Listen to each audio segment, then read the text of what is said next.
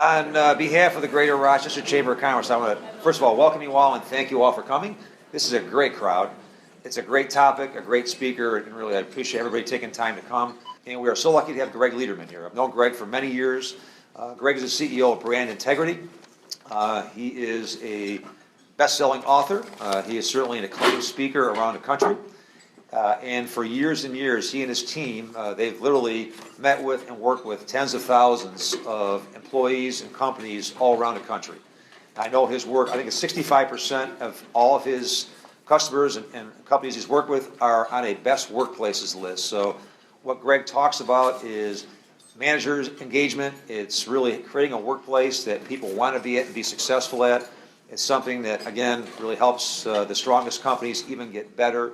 It's really a topic we all can learn from, and we're so glad to have him. He's on the road quite a bit. He's either at Midtown working out or he's on the road, but he is somebody who's high energy, a great talent, a great speaker. So please welcome the CEO of Brand Integrity, Gregg Lederman. Gregg.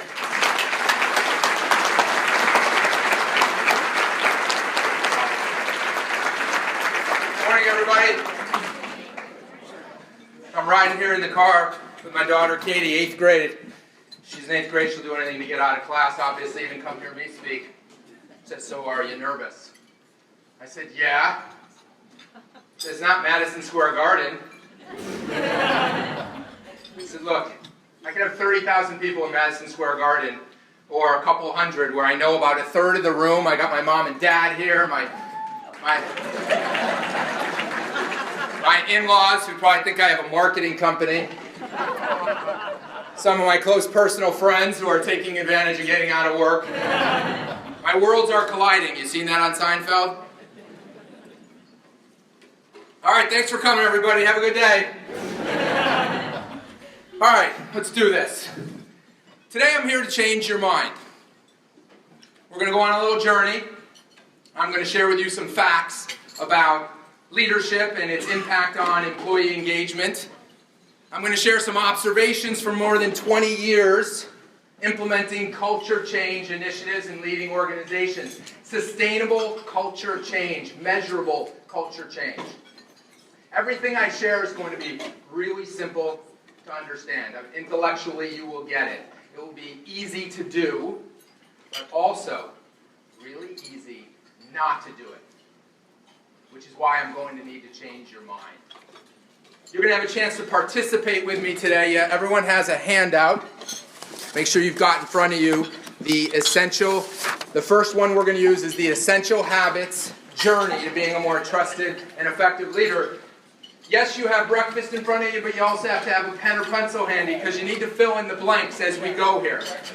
The benefit of doing that is that when we're done, you're going to have a nice little summary of all the key takeaways. You're going to have a summary of some powerful concepts that will help you be a more effective and trusted leader. Anyone here mastered leadership yet? Anyone show of hands you've mastered leadership? No? No one? All right, good. I got a great audience then. Leadership, not something we master, right? It's like golf. Any golfers here? Now I get to see who are really... How many golfers here? Raise your hand. All right, how many of you are not going to raise your hand no matter what I ask today? All right. Okay. Golf. Anyone mastered golf? Not a hand up, really. Right, golf. We don't master golf either. What's another one? There's 3 things we don't master. We don't master parenting either. Anyone? Anyone mastered parenting? No one. Yesterday in an audience, someone actually raised their hand. They said they mastered parenting. I wanted to catch up with them afterwards. I could use some help. Right, Katie? Where's Katie? Hi, Katie. Call me out. I'm embarrassed. You're not as nervous as me. All right. So parenting and golf and leadership. 3 things we don't master, but we can strive to get better. We can strive to improve upon them. And that's what we're going to do with our time today, is really reflect on how good are we doing at being a manager of others, of being a leader, and what are some simple things we could do to get better, in some cases, a whole lot better. All right, so let's think for a moment. Let's get the slide to move. Brian, there we go. Up.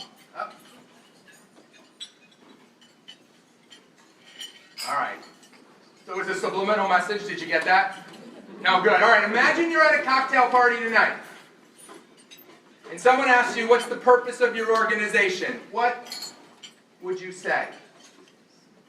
What's the purpose of your company? By the way, everyone has the exact same purpose. Peter Drucker did a nice little study, management guru Peter Drucker back in the early 80s, to prove to people that everyone has the exact same purpose of their organization.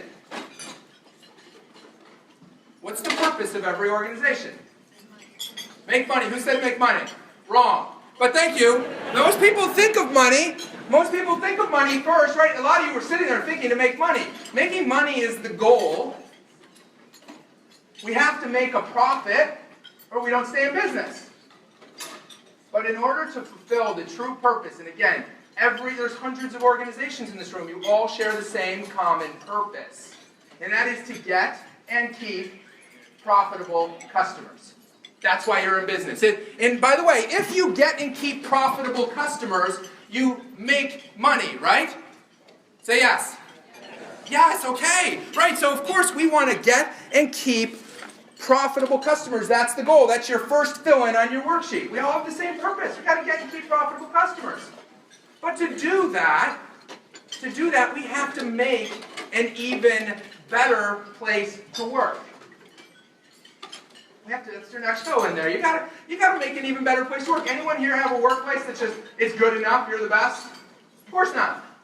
Right? So we have to make an even better place to work. Now to do that, we have to have more engaged employees.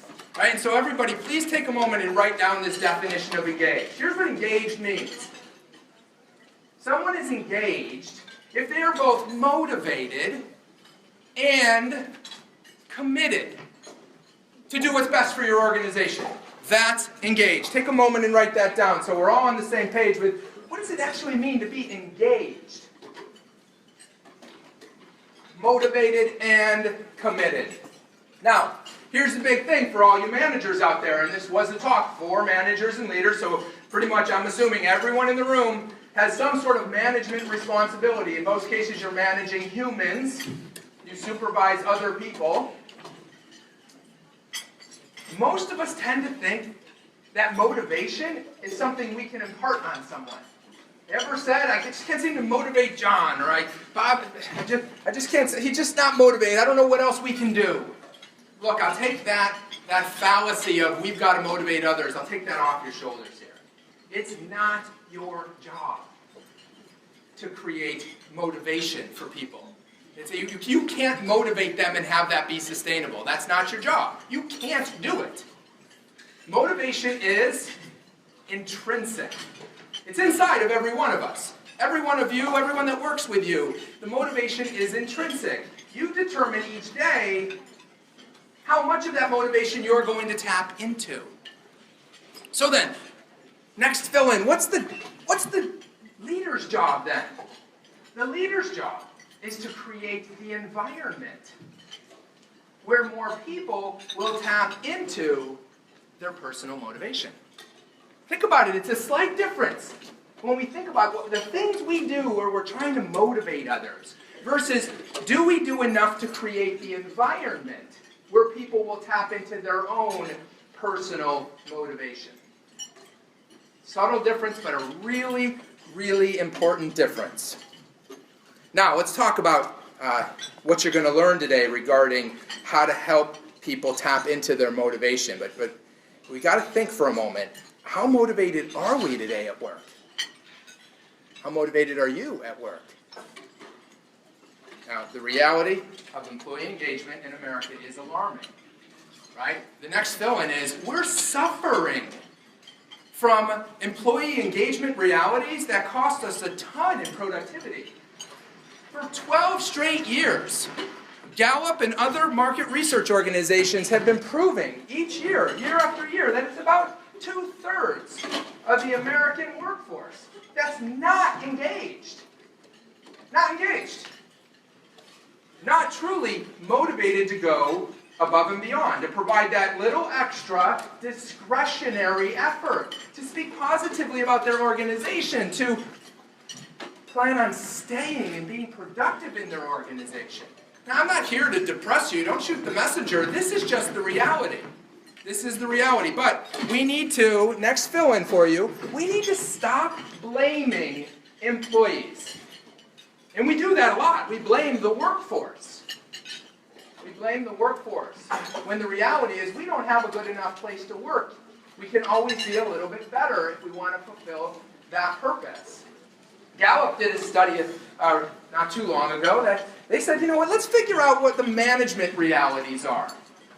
And boy, was this shocking when they come back and say that only 35% of the managers and leaders in organizations qualify as engaged. 51% not engaged, and worse yet, 14% actively disengaged, meaning we don't really care day to day about the success of the organization as much as we could and should, as much as us leaders would like.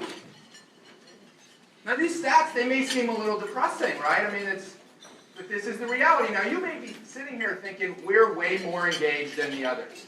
You know what? Most of you are probably right. That's why you're here. That's why you invest in your people. You invest for them to come and learn new ways of getting even better. But when you're pulling people into your organization, you're recruiting people, you're pulling from organization where the odds are they're coming from this reality, this picture that I just painted. All right, so no more depressing news. I've set the stage with that. But now let's talk about, how do we answer this million-dollar question? How do we improve engagement? Because even if you're twice as good as the industry average, even if you just reversed it and said 2/3 of our workforce is super engaged, you can still get better. You can still get a whole lot better. I see people nodding yes, you're in agreement.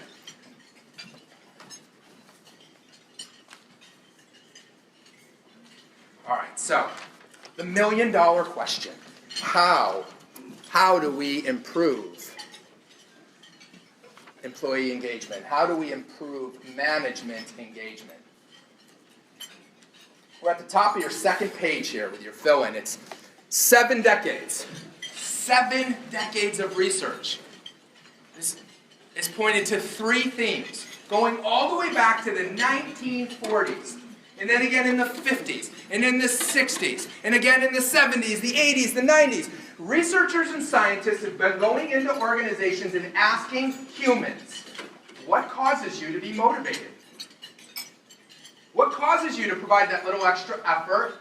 Makes you want to talk positively about your organization, have pride in your organization, advocate on behalf of your organization? For 7 decades, we've been studying in our country and globally, most recently, but in the U.S. for 7 decades. And there's really 3 themes. You can go back and look at hundreds and hundreds and hundreds of studies. They all have the same 3 themes of what causes motivation in the workforce. There's 3 things that employees, people who work for a living, crave. And if they get it, they're going to be more motivated. All right, so write these down. This is the most important thing you will learn today. 3 things that create motivation in the workplace. Anyone want to take a crack at them? Yeah, we got a lot of clients here, so I'm expecting you to get these right. Respect, relevance, and relationship. All right, respect, relevance, and relationship. Our clients have asked us to put this into the 3 R's. It's really easy to remember. Respect me for who I am and the work that I do. If you as a manager do that, I'm going to be more motivated. Help me see the relevance and importance of my work. Unless someone's doing the work that a robot could do, then there's pride to be had in that. Because if a robot could do it, in this day and age, we have a robot doing it. Right, so relevance, help me see the purpose and the meaning of my work. And then 3rd, relationship. And I'm not talking about a creepy kind of a relationship between you and your employees. No, this is a working relationship. Look, there's 40 million bosses, managers in the United States. 40 million of us. What percentage of them do you think understand, like you do today walking out, the 3 R's of what causes motivation? Well, let me share this with you. 90% of people have a boss, right? There's also decades of research. We've been asking people at work, what causes you to be stressed? What most stresses you out at work? And 75% of people, hey, you're stealing my punchline. 75% of people say their boss. Yes, so this is a crisis, folks. We have got to figure out. We have all these politicians talking about ways we can drive productivity and improve our country. If we can help managers just be a little bit better at managing humans, we will improve productivity significantly. Significantly. Yeah, some of you said money earlier, when I talked about the purpose of the company, but to make money. But how many of you were thinking money when I said what causes people to be motivated? Come on, serious. Show of hands. How many of you thought money first? Don't lie. That's it? I have to factor in all of you that won't raise your hand no matter what here, not going to participate while you're eating. Let's get this meal over with so I can get these guys back. All right, look, money is not a primary motivator. There's a study done across 18 developed countries just a few years ago. 18 developed countries, they went into the workforces and asked about what motivates you at work. And money only made the list on the top 3 for 1 out of 18 countries. China, and it was 3rd. Think about that. If people are complaining about money, you've got either bigger cultural issues or maybe you're not paying people enough. And by the way, none of you have jobs in your organization where the humans in those jobs can't go online and very quickly figure out what's the going market wage for this job in this area. So you can figure that out pretty quickly. But if they're complaining about money, there's another issue in place. All right, so take a moment here and think. Who's a manager you've worked with that was just awesome and you trusted them? At some point in your career, you worked for someone who earned your trust. What is it that they did? What is it they did to earn your trust? Shout them out. What do we got? They're good listeners. They listen. What else? They're honest. Come on, you got someone, get that person in your mind. They trust, you trust them. They earned your trust because they acted in certain ways. What did they do at work? They do what they say. They get the job done. What else? Loyal. They're loyal. They allow autonomy. They're decisive. What else? I didn't hear it. What was that? They care. They show they care. I heard you over here, but I didn't really hear you.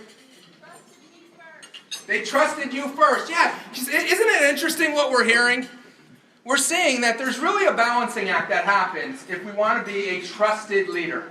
On one side, when we do, and believe me, I've done this a lot. I hear the same responses over and over again. I get those, we're decisive. They do what they say they're going to do. They get results. They're focused on performance. But then on the other side, they focus on humanity. They trust us. They empower us. They celebrate small wins. They're good listeners. They've got your back. They protect their people. However, think about this as you reflect on, are you a trusted leader? Are you able to balance performance and humanity? Because if you just focus on the performance side, people don't really trust you. Yeah, you're driving accountability. You're all about results, but you also can come across as someone who's just fucking for that next promotion. Not really having their people's interests at mind. But then again, if you're too focused on the humanistic side, yeah, you're always cheering your people on, you got the open door policy, you're a great listener, you got your people's back, but you don't get results. People don't trust you either. You're not as competent as you could be. It's a balancing act. I'm pointing this out because what we're going to focus on the rest of your time here today is habits that can help you balance performance and humanity. In particular, the habit of recognizing and sharing success. All right, so I just mentioned this trusted leader thing, right? Are you a trusted leader? Do you think you're a trusted leader? Have you earned trust? 5 years ago, I got asked this question. Patrick and Doug and Miranda on the leadership team at Brand Integrity, we were all sitting in our meeting and they said, we think we should hire a coach. We could be a little bit more aligned around here. We've already picked someone out, Miranda said. Her name's Lisa. We'd like you to meet with her. Okay. I didn't know where this was really going, but I thought, all right, good idea. Let's do it. 2 weeks later, Lisa walks in. We engage in about a minute of small talk. And she hits me with, hey, are you a trusted leader? And what do you think I said? Hell yeah. How do you know? I said, we have 0% unwanted turnover in 10 years. Over 10 years, we've had only one person leave, and they came back. She gave me this look, like she's just kind of looking at me like I'm an idiot. So I went on. We have practically 100% client retention year over year. Our clients are really happy. She said, Greg, I didn't ask you if business is going well. I asked if you're a trusted leader. I said, I guess I really don't know. She said, do you mind if I find out? As part of the engagement we're doing, I'm going to be doing these focus groups about your company, and I'll find out. I'll ask the right questions, and I'll let you know. 2 weeks later, I got another meeting with Lisa. I wish you could have been there to see me 5 minutes before this meeting. My hands were dripping. I was so nervous. So sweaty palms beyond belief. I'm waiting for the meeting to start. She comes in, we sits down, she's getting into that the initial small talk. I said, hey, get right to it here, will you? Just like last time. Am I a trusted leader? She said, not as trusted as you think. She said, well, your team likes your vision for brand integrity, and you're fun, and you're really driven. You show up to every meeting, it seems, with one of your 3 best friends. Your new iPad, your laptop, or your iPhone. You're not paying attention in these meetings, you're disrespecting them. They know you're multitasking all, throughout your meetings. I said, well, it's because I'm booked in meetings all day long. She said, they say you do something else, and it took me a while to figure out what they were talking about. It got mentioned a few times. They call it spinning. You rationalize. You rationalize. And it really bothers some people when it's something that went wrong and you try to turn it into a positive. They call it spinning. I said, Lisa, I was raised to see the glass as half full. I'm a positive guy. She said, I think you're doing it right now.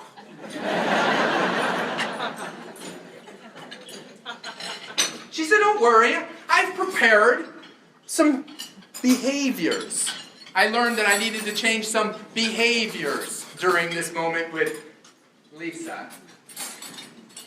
I prepared a half a dozen behaviors here that you should focus on. You should put away your technology and pay attention during meetings. You should get prepared for those meetings. Put some thoughtful questions together beforehand. Know the objective of the meeting and the agenda beforehand. Make eye contact. Pay attention. So I have this list of behaviors. I put them on a PowerPoint slide. I printed them out. I put them on my computer monitor. And I did them all that week. I even went into the next week, and I'm doing them. I'm in meetings. I'm paying eye contact to people, and I'm creeping people out. I get midway through the next week, and I get home. I'll never forget. It's a Wednesday night. I'm home, maybe 6 o'clock. I'm lying on the couch, drinking a beer. I'm just exhausted. I'm a little disheveled. And Karen, my wife, looks at me and is like, what's going on at work these days? I'm so tired. I said, Karen, I am paying attention in meetings. I'm making eye contact. It's freaking exhausting. I may have finished that week, and then that was pretty much it. I kept the behaviors right there on my monitor, so I probably got a little bit better, just because I was more awareness, but I continued to let myself be booked all day long. I continued to multitask my way through meetings, even though Lisa told me, this decreases productivity, people aren't as innovative, you're not as collaborative, you're probably in more meetings than you need to be in. But I kept doing it. Why is that? And it hadn't clicked yet, but the reality is I didn't know how to turn these behaviors into habits. Something that would be a repeated action over and over. I thought I was too busy. I was too busy to prepare for meetings. I was too busy to put thoughtful questions together. I was too busy. Anyone here too busy? Anyone here got a lot of extra time on their hands? You're just not busy enough at work? Just looking for some things to do? Now, right in the bottom of the page here, write down this next fill-in. The biggest barrier to creating a habit is the raging river of responsibility that we have. And if you're a good manager, then you've got this, right? You've got your task list of all the things you need to do. And when you check them off, what comes next? More waves down the river, more tasks, more things to do. So if you're good at what you do, you've got the raging river. If you're a manager, then people are constantly coming to you or giving you more you could be doing. The raging river doesn't end. Thinking it will. Simply wishful thinking. It does not end. But what we can do is reprioritize a few things that will help us to create the environment for more engaged.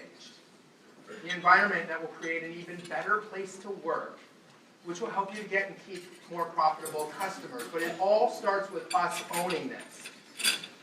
It all starts with us owning it. So what did we do at Brand Integrity? We set out, and certainly I helped spearhead this, figuring out that it was habits that I was struggling with. I didn't know how to create habits. So we set out to define a process, a simple step-by-step process that you're going to get introduced to today for how to create habits. It took about 2 years of struggling to change behavior. And I'm not alone, right? How many of you have made a significant, meaningful behavior change recently? More to come on that. Okay, so the blank stares like deer in the headlights just happened here. Okay, so I won't make you that. I'll keep warming you up here. I won't make you that uncomfortable.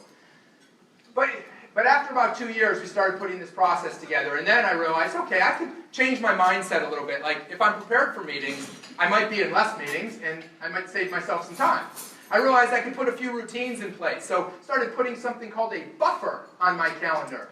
It's a little thing you schedule in that's a buffer between meetings, where you can prepare for the next meeting. I started looking at agendas, writing down questions, changing some routines. So we said, you know what? I suggested at one point, why don't we make our 60-minute meetings, if it's scheduled for an hour, let's just have it be known that it goes to 55. 55 minutes, and the half-hour meetings are 25 minutes. That way everybody can be on time to their next meeting. Makes sense, right? And clients love that because we don't make them late for their next meetings. Seems simple, but it's a routine that helps to support the habit. So, am I perfect at my attendance at meetings? There's way too many brand integrity tables back there for me to lie to you and tell you, yeah, I've mastered that. But we don't master leadership, right? We just get better at it. But I am way more prepared for meetings. I do prepare questions ahead of time most of the time, not all the time, but most of the time. I still spin a lot of stuff, because it's just what I do, but I'm a work in progress, right? I'm better at it, I recognize when I'm doing it, sometimes I acknowledge it. But I'm certainly able to do some things that help to create a better environment. You know what the best part of all of this is? And maybe a lot of this has to do with just how our firm has grown, but I am in 90% less meetings. I'm not needed in these meetings. It turns out I was in meetings I didn't need to be involved in. People are more empowered to run and develop the technology and to do the things that we do, and at least 90% of the time, I'm not even in the meetings.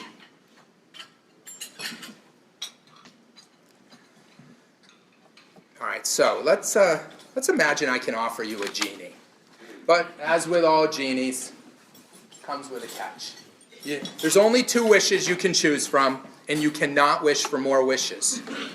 Okay? That's not an option.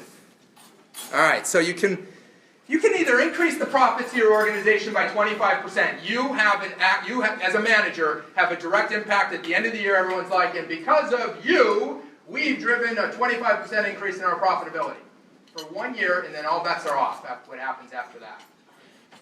Or you can replicate your best people forever. Which would you choose? Think about that. You can replicate the way people think and the way they act. Which would you choose? Say replicate. All right, I just want to make sure you're still with me. All right. The bigger the audience, the shyer we get. Okay, so, show of hands. Show of hands. How many people here are really good at recognizing employees, your people that work around you? You're really good at recognizing them when they do a good job, go above and beyond, and you do it often enough. 1, 2, 3, 4, 5, 6.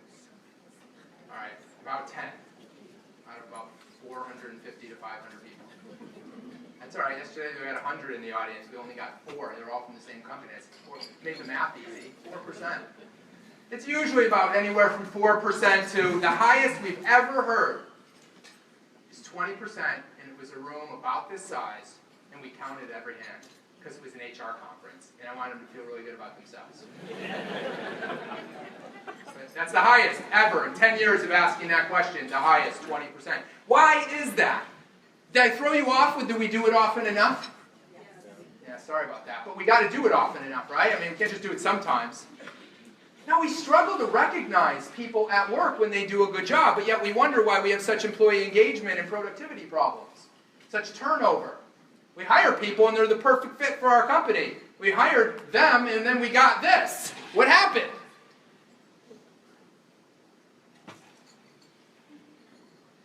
Anyone have a 1-year-old in their life?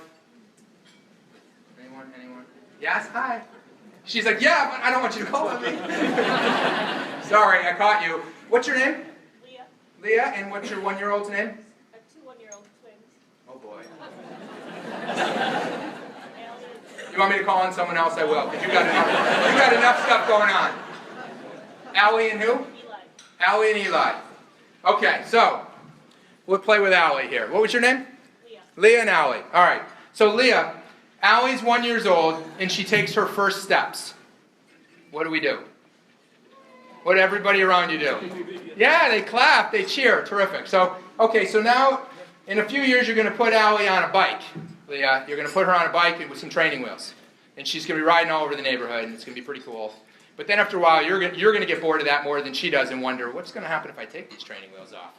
So let's do this, right? So we take the training wheels off, and you're going to be following behind her, holding onto that seat, and it's going to be killing your back after a while, and you're going to regret taking the training wheels off. But eventually, Allie's going to go on her own, right, Leah? She's going to go on her own. And what are you and the neighbors around and family members there, what are they going to do?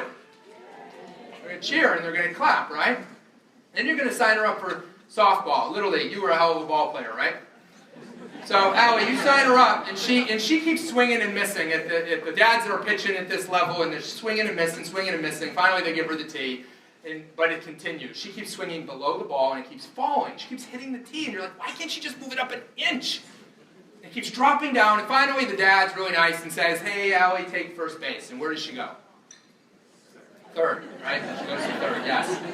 You get in the car after this game, and Leah's like, oh, it's going to be a long drive home. It might even be a mile away, and you're like, this is just going to be long. And you look in the rearview mirror, and there's Allie. And she's sulking in the back. And folks, what does Leah say to her? You did a great job, yeah. Hey, Allie, when your bat speed was incredible. When you finally hit that ball, you're going to knock it out of the park. She's going to give up softball most likely. You're going to maybe play soccer. She's really good at that, or plays a musical instrument. She's going to have some success, and we're going to continue that pattern. She's going to bring home her report card in high school. She's going to get good grades, and what are we going to do? We're going to cheer her on a little bit. We're going to compliment her. We're going to tell her she's doing a good job. Why? Why? Why do we do that?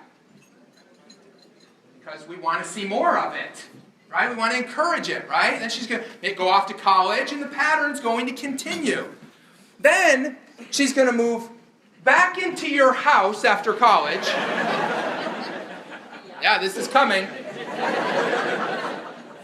She's going to move back into your house because she can't find a job And then when she finally does find a job, Allie's going to get into a work environment where we're literally rationing out praise as if there's going to be a shortage of it.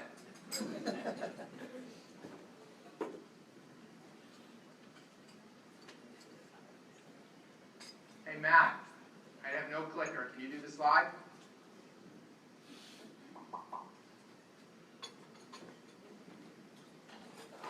Oh, I'm sorry, Brian. You're not Matt, you're Brian. Brian, can you do the slide? Thank you. All right. Hey, Brian, you're doing a great job. I really appreciate it because of you, they get to see the slides. All right, we're going to this work environment where we ration out praise as if there's going to be a shortage of it when we could be replicating our best people. Think about that. If we could just catch more examples of people doing it right, we would replicate more of our best people. Next slide, please. All right, and if you're not believing me yet, just know this. 78% of people, this is what the researchers and scientists have proved to us, 78% of people will work harder if they feel their efforts are a little more recognized. So it is completely unacceptable that about 5% at the most of the people in this room believe they're doing it often enough.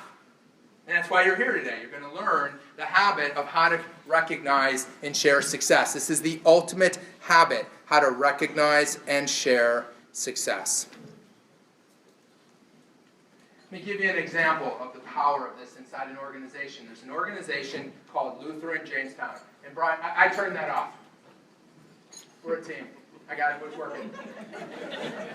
Luther in Jamestown. They're down in Jamestown, New York. It's a nursing home with 500 people.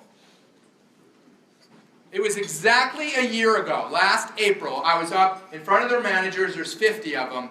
They're using the brand integrity platform for capturing and sharing recognitions, where you just talk it into your phone or type it in your phone or type it into the computer and you can share successes. And I'm teaching them the essential habits process we're about to get into. So Tom Holt is the CEO. He's been there 23 years. He gets there, he gets on stage and he says, hey folks, we've defined our core values. We've got all the behaviors behind them. We don't do them consistently enough. We've been measuring that with brand integrity and it's not as consistent, but we're getting better. He said, but here's something I'm going to challenge you with. He said, I'd like you to take 10 minutes every week. 10 minutes. He says, everybody's got 10 minutes. Everybody takes 10 minutes every week. Stop. Think about our core values. And then recognize or share one success in the brand integrity platform. That's it. 10 minutes. It's less than a day of your time, given paid time off and vacations, and you forget a few weeks. It's like a half a day of your time, pretty much, every year. And Gregg's going to come up and he's going to talk to you about how this is going to help you be a more effective and trusted leader if you do this. He's going to show you the process to make this real. So now fast forward, 11 months later, about a month ago, I'm on the phone with Tom Holt.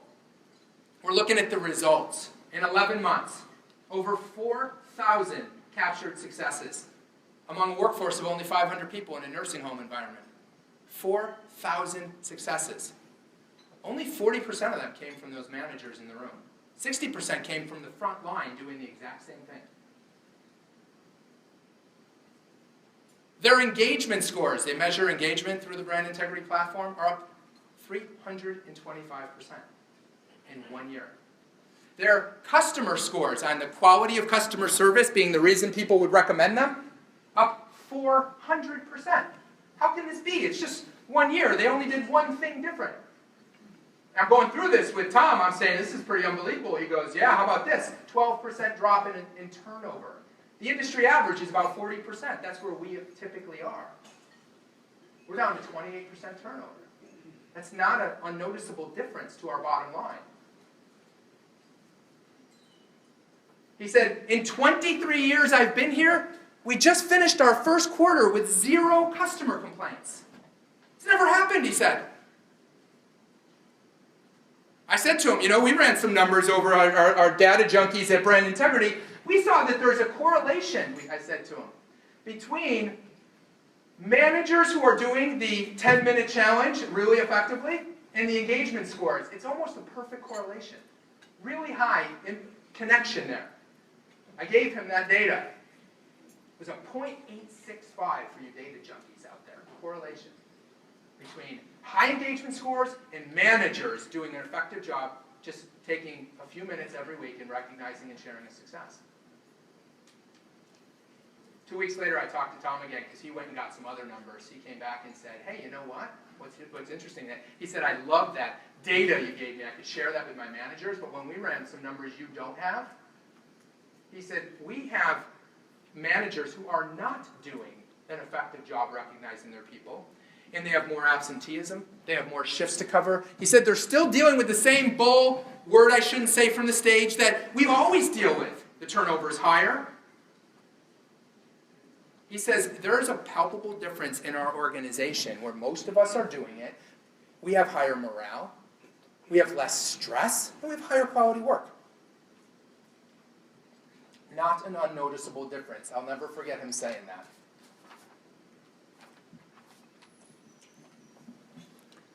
All right, so what is Luther and Jamestown doing? They're recognizing, right? They're recognizing their people. What's your name? John, what do you do? Hey, you sat right up front, buddy. Don't look at me like I can't believe you called me. You're right here. You work for a beverage company, and what do you do for them? What, in quality?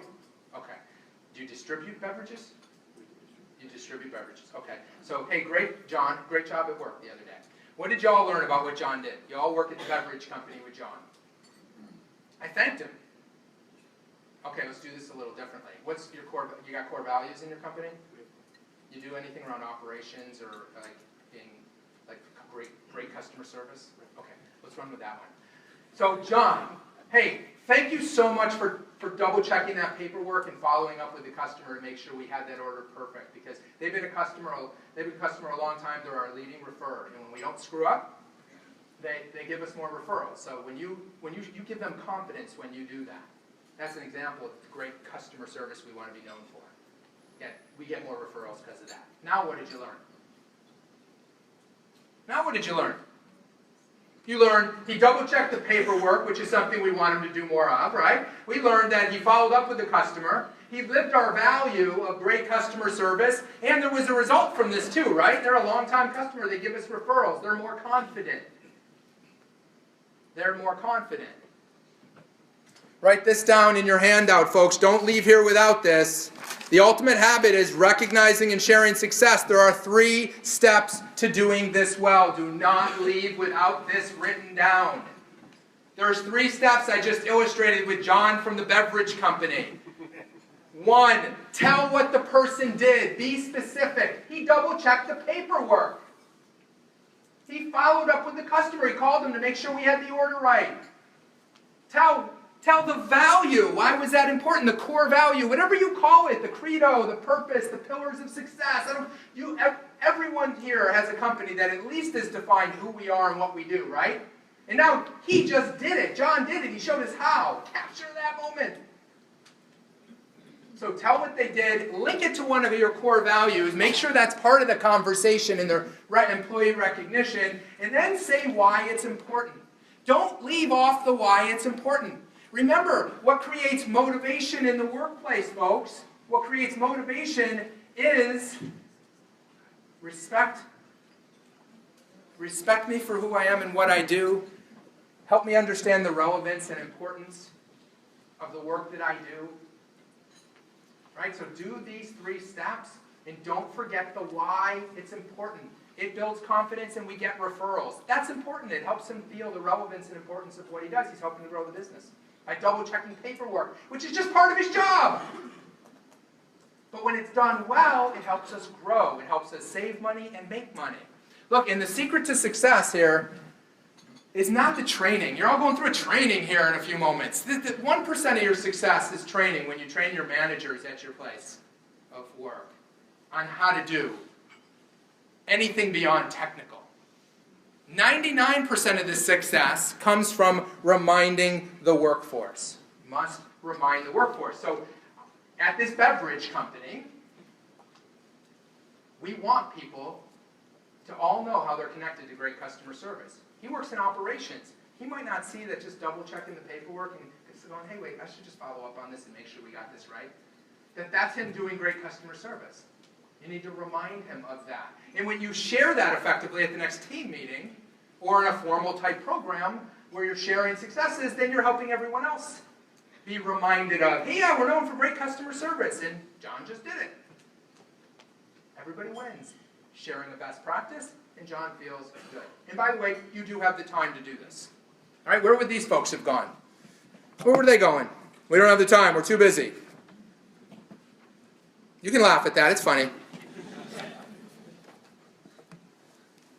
You do have the time to do this. We all have the time. I didn't think I had the time to prepare for meetings, and now I'm in 90% less meetings. Tom Holt, when I talked to him 2 weeks ago, you know what he said to me from Luther in Jamestown? He said, you know, when I gave that 10-minute challenge a year or so ago, I didn't truly believe I was going to be able to do that.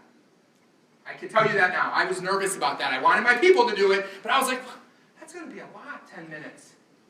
But you know what he said? You know what he said to me? It saves me a ton of time. I do take 5 or 10 minutes every week, and I make some comments in the platform on thanking people for all the successes that are being shared. And it takes me about 5 to 10 minutes, but it saves me so much time because we have so many less headaches that I don't have to deal with. When our absenteeism is down, our turnover is down, it saves me time. All right, so I want you to think here for a moment. How many of you, I'm going to ask you to stand, okay? We're all done eating, so we got to stretch our legs anyway. I want you to stand if you believe that you could and you should invest 10 minutes every week to just stop, think about what's important from a values perspective for our company, our organization, and share a success once a week as a manager, that would make you a more effective and trusted leader. Stand up if you believe you could and you should do that. Here, let me take a picture up here of them. Come on up. Come on up. Get it. Get a panoramic. We could do a selfie. We'll do that too. Hold on. There's a Kodak moment. Do we still say that around You here? ready? Nice. All right. Look, you're all standing. This is awesome. Wow. Based on the hands earlier, I didn't think I was going to get that many of you. All right. Stay standing for a moment. Let's really think this through. Let's really think this through. If you do this, you will be infusing the work environment with what people crave, right?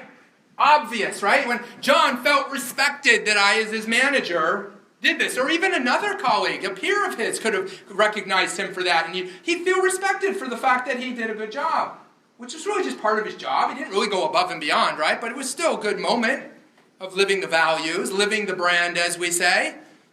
He feels the relevance of his job, that it's important. Wow, I instill confidence in customers. I deliver great customer service. I don't even see my job in operations. I don't see my job as customer service. And if I'm his boss, maybe he likes me a little bit better and I'm not such a jerk anymore because I'm recognizing him. Right? I am balancing when I do that, and so would you be, balancing both performance and humanity, right?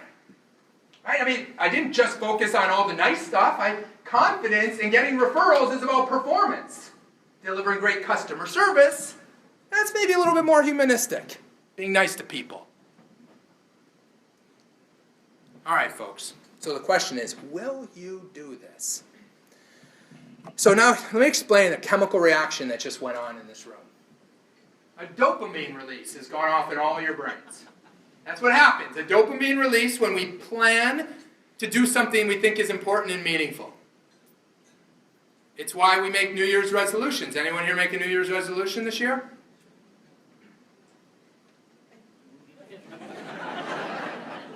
All right.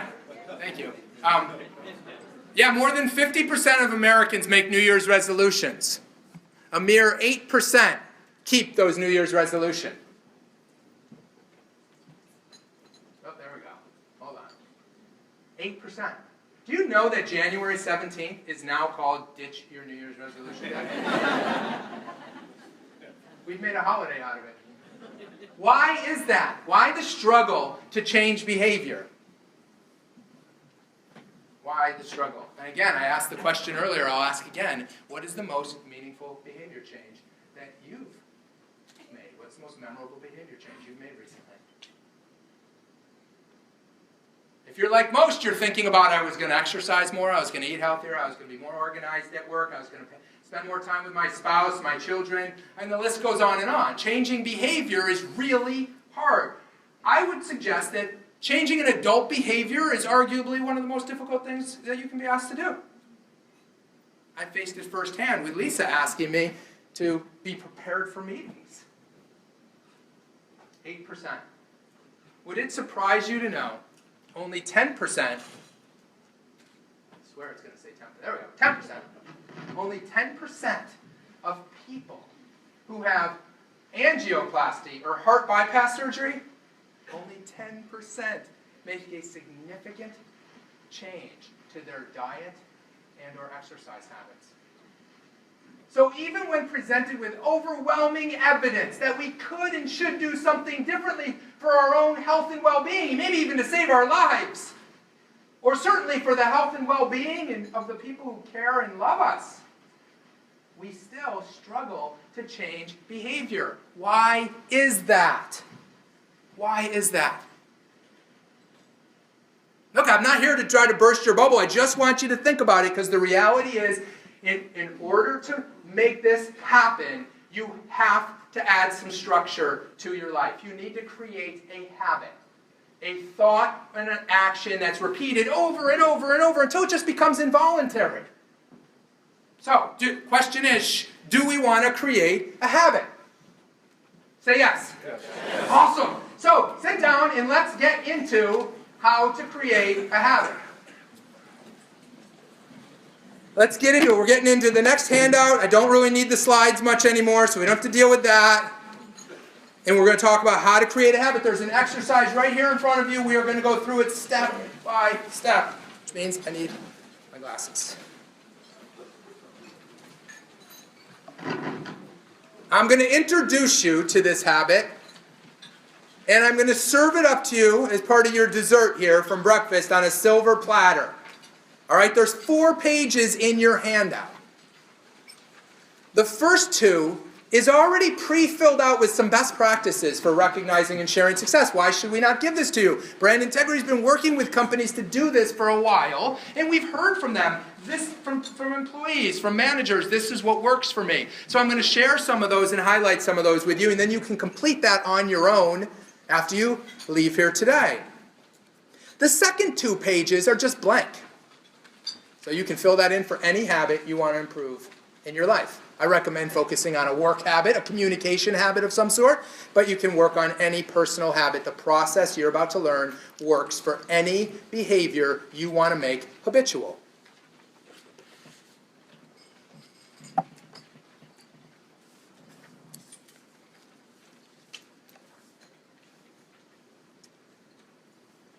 All right, the first step, headline your goal. See in the middle of the page there, it's filled out for you. You'd like to do more recognizing and sharing of success. I mean, you all stood up, so I changed your mind, right? I told you I'd change your mind.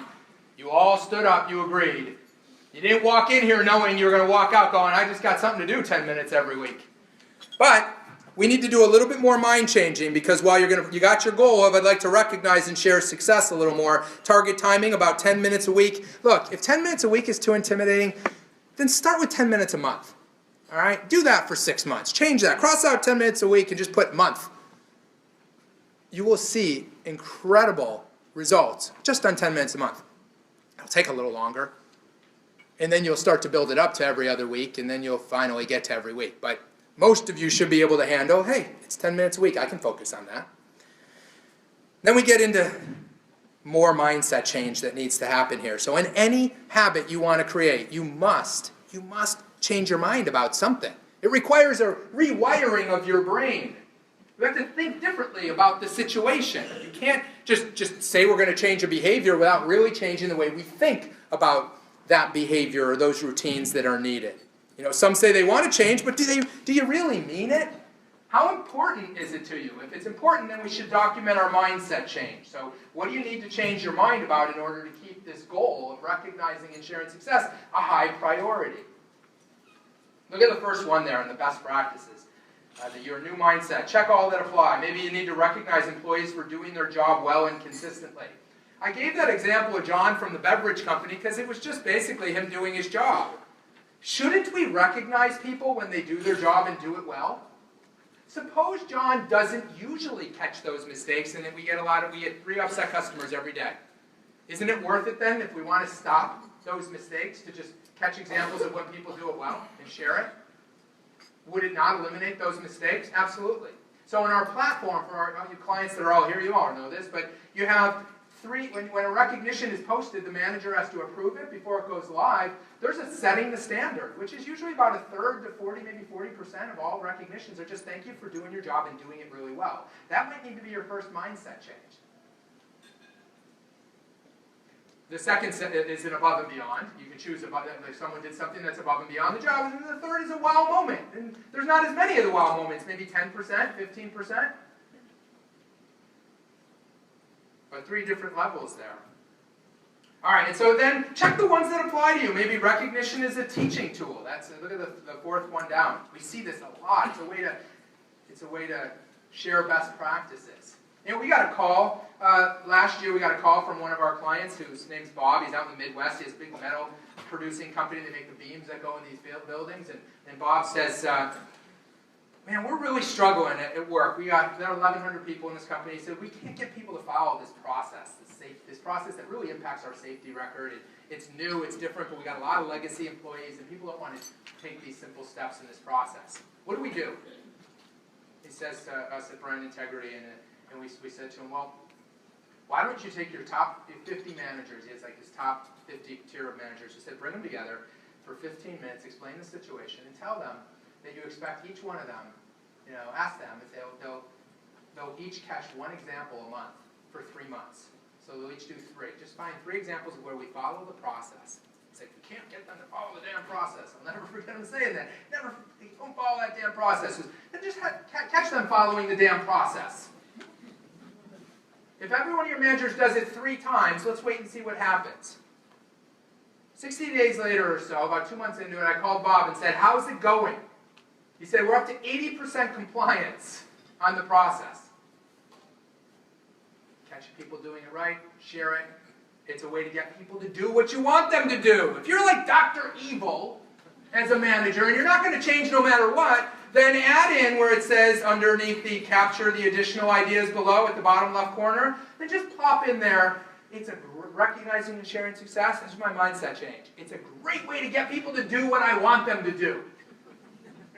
Right? Just catch examples of when people are doing it right. Okay, so then we get to step 3. We got to create routines and behaviors, folks. So what are the repeated actions that if you take will support achieving your goal?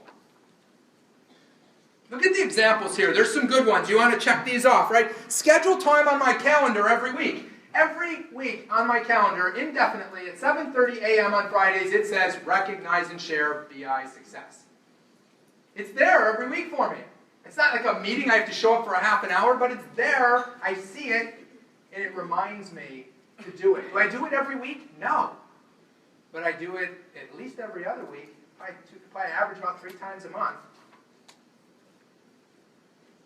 Look at the next one. Look for and jot down examples of employees living the values. If you can't see it, one of your obstacles is you're not seeing anything, then ask customers, how was your experience? And listen to them. And then when they tell you, oh, we almost had a mistake the other day, but everything turned out all right. And then I say, all right, beverage distributor customer, what happened? What do you mean? He goes, well, John double-checked the paperwork and he called me to make sure it was right.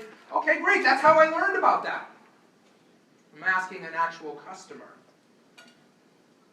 How many of you would not benefit if you called and talked to 2 customers every week and just asked them how was their experience?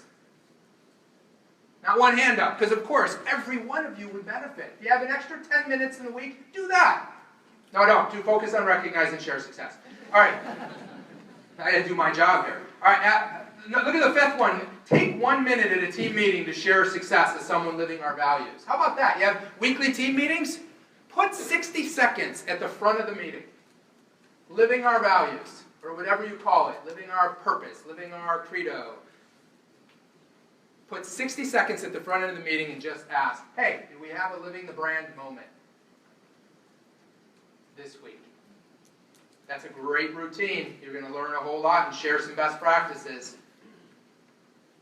Look, there's going to be several behaviors or routines that will support your habit. This is where you list them, okay? All right, moving right along, we get to step 4. Again, I just want to make sure you understand the steps here, and then you can take some time and fill this out and apply it on your own. But step 4 is a really critical step here, folks, willpower. We all run out of willpower. We get a certain amount every day, and when we get tired and stressed, poof, it's gone.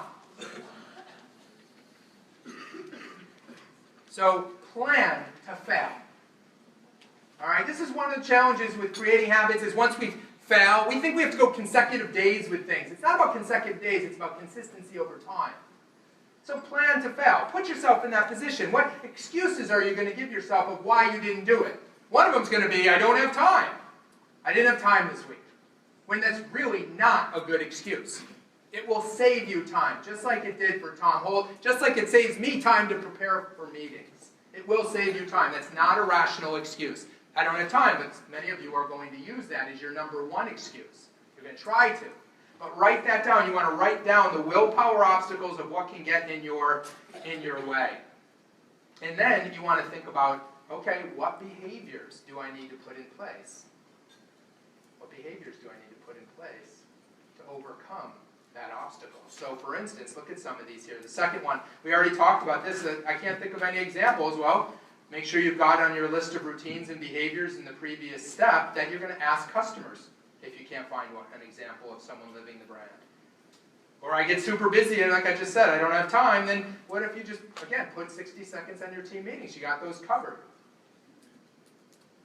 All right, so now you got a plan to fail. Be compassionate. You're not being negative. You're being self-compassionate by saying it's okay. It's not about, if you plan to do it once a week and you only do it once a month, but you did it every month, well then you just captured, in many cases, for many of you, 12 more successes at the end of the year than you would have done if you hadn't taken on this journey of creating the essential habit. All right, so now we have to feed the habit. Step 5. We have to feed the habit. Look, this research tells us that 75% of people focus on a goal for 1 week or less, and that's it. When we put a goal in place, we lose focus 75% of the time within 1 week. That's crazy, right? But it's true. So as a society, we suffer from this, I'll believe it when I see it. Like, this stuff doesn't work. Greg got up there and shared all these stories, but this doesn't work. I believe it when I see it. You have to reverse that. You'll see it when you believe it. So you have to spend some time up front thinking about what's going to be the benefit to me personally if I do this.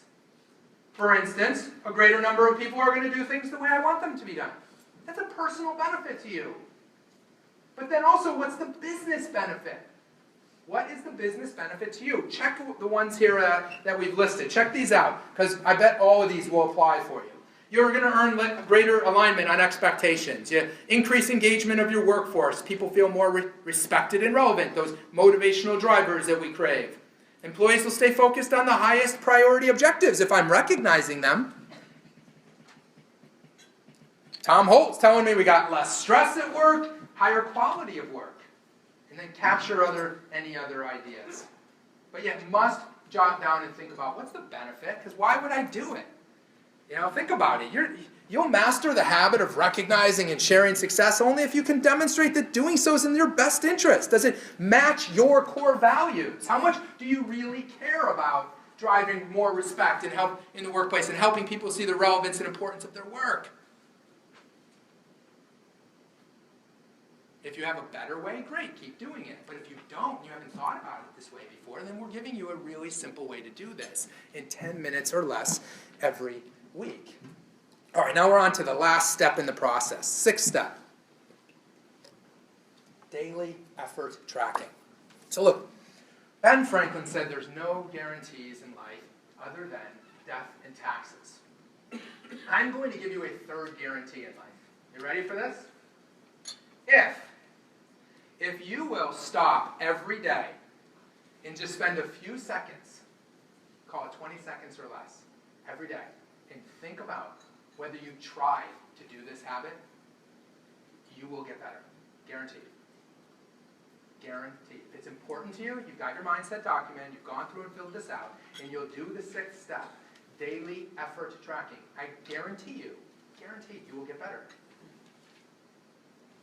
We gave you a couple of examples there on your sheet of what you could put into the daily effort tracking. Just, did I demonstrate the company's values, or whatever you call your core values in your business? Did I do it today? It takes 2 seconds to stop and think about it.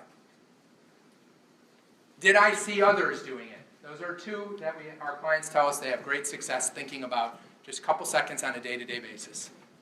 Did I try? Rate your effort level. Take a mental inventory each day. We're talking about a minute a week of your time to just stop and think, did I try?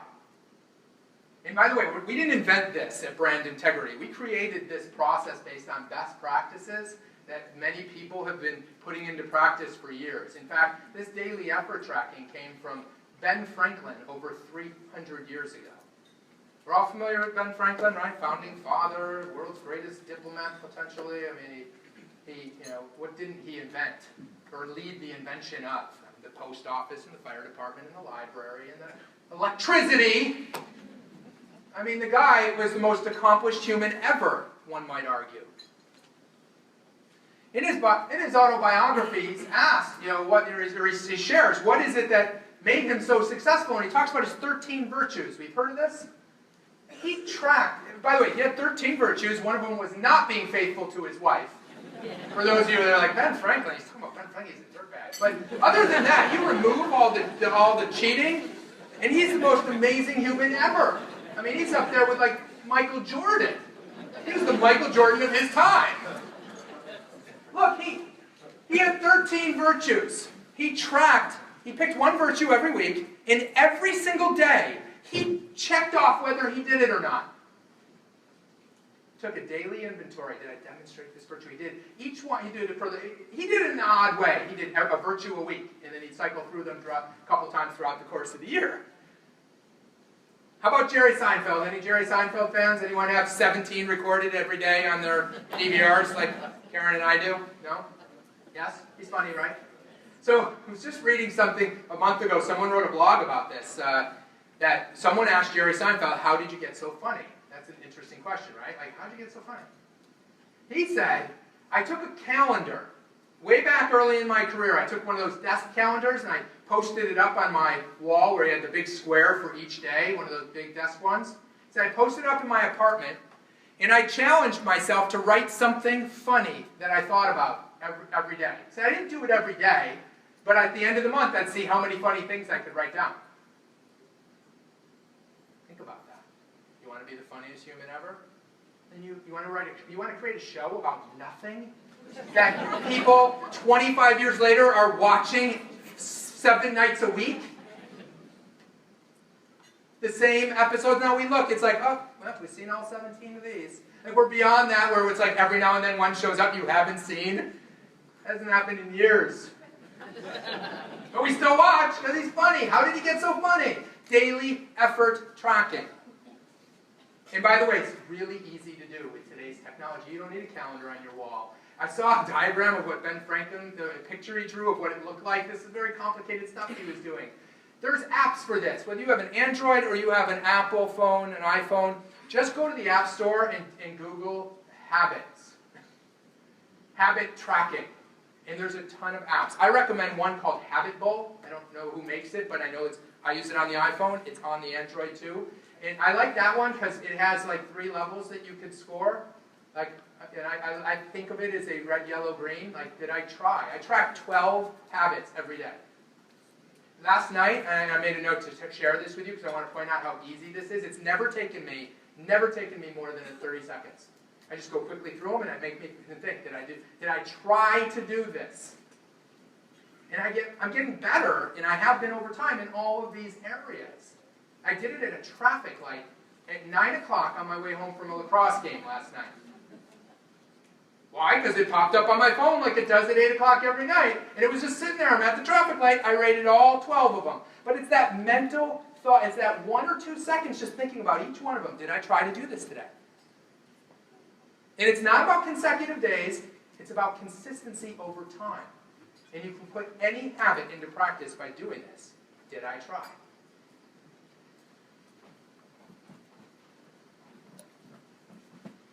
Habit Bull. I think it's all one word if you want to try that out. I don't think it costs any money, and if it does, then they should call and thank me, because I've been telling a lot of people.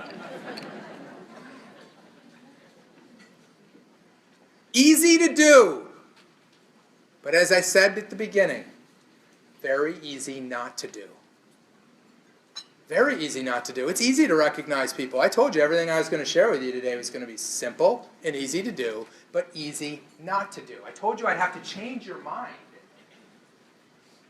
What I tried to change your mind about was how important and strategic recognition is at work when it's done well. And your last fill-in on your worksheet is, I should, and I'll commit to spending 10 minutes per week demonstrating the ultimate leadership habit of recognizing and sharing success, which will make me an even more effective and trusted leader.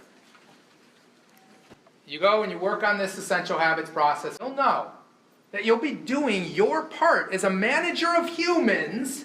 You'll be doing your part in fueling the work environment with what people crave. A little respect, understanding the relevance and importance of the work they do, and I'll be building stronger relationships. I'll be helping to create an even better place to work. And ultimately, helping my company to achieve the purpose we all share, getting and keeping more profitable customers. Folks, it has been an honor and a privilege. Thank you very much for having me. Thank you all.